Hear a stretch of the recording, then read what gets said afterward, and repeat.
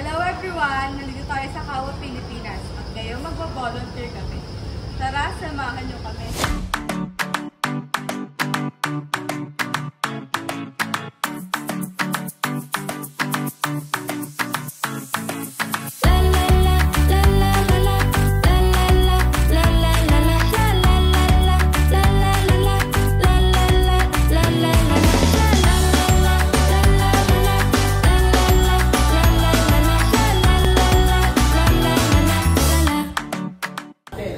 Ngayon, pagka nalagay sa island station yun, so there's first the sabaw, and then sa dalawang dulo, meron maglalagay ng manok. Ibig sabihin, paano yun, chef? Hindi, ganito.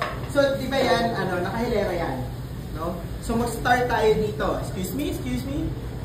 So, una, yung team lugaw, dalawa, no? Lagay. Pag yung isang unang hilera, meron ng lugaw lahat, ano susunod? Yung manok, no? Manok. So nakapila yan. Sa nasa ng manok, hawak nila yung manok. Oo. Hawak nila yung manok with the tongue.